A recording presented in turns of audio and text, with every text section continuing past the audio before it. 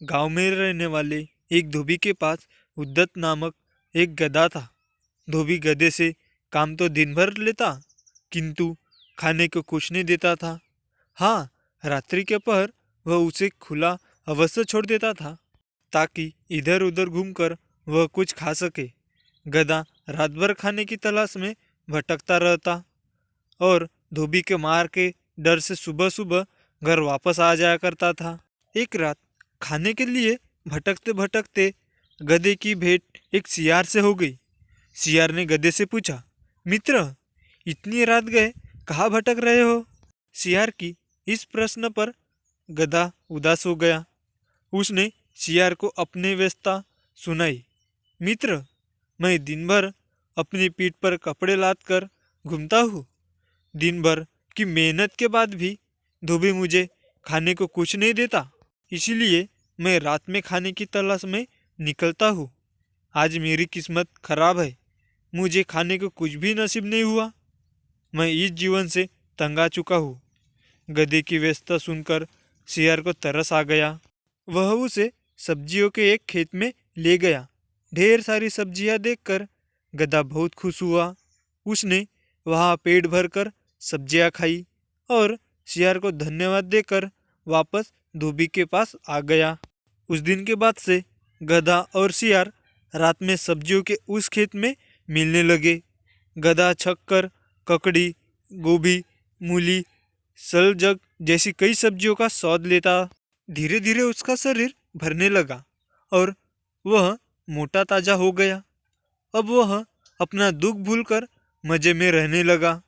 एक रात पेट भर सब्जियां खाने के बाद गधे मदमस्त हो गया। वह स्वयं को संगीत का बहुत बड़ा ज्ञाता समझता था। उसका मन गाना गाने को मचल उठा। उसने सियार से कहा, मित्र, आज मैं बहुत खुश हूँ। इस खुशी को मैं गाना गाकर व्यक्त करना चाहता हूँ। तुम बताओ कि मैं कौन सा आलाप लूँ? गधे की बात सुनकर सियार बोला, मित्र, क्या तुम भूल गए कि हम यहाँ चोरी छुपे घुसे हैं? तुम्हारी आवाज़ बहुत कर्कश है। यह आवाज़ खेत के रहने वाले ने सुन ली और वह यहाँ आ गया तो हमारी खैर नहीं, बेमौत मारे जाएंगे। मेरी बात मानो, यहाँ से चलो। गधे को सियार की बात बुरी लग गई। वह मुंह बनाकर बोला, तुम जंगल में रहने वाले जंगली हो, तुम्हें संगीत का क्या ज्ञान? मैं संगीत के सातों सुरों का ज्ञाता हूँ। तुम अज्ञानी मेरी आवाज़ को कर्कश कैसे कह सकते हो? मैं अभी सिद्ध करता हूँ कि मेरी आवाज़ कितनी मधुर है। सियार समझ गया कि गधे को समझाना असंभव है। वह बोला, मुझे क्षमा कर दो मित्र, मैं तुम्हारे संगीत के ज्ञान को समझ नहीं पाया। तुम यहाँ गाना गाओ, मैं बाहर खड़ा होकर रखवाली करता हूँ। खतरा भांपकर मैं तुम्हें आगाह कर दूंगा। इतना कहकर सियार बाहर जाकर एक पेड़ के पीछे छुप गया। गधा खेत के बीचों बीच खड़ा होकर अपनी कर्कश आवाज में रेंगने लगा। उसके रेंगने की आवाज जब खेत के रखवाले के कानों में पड़ी तो वह भागा भागा खेत की ओर आने लगा।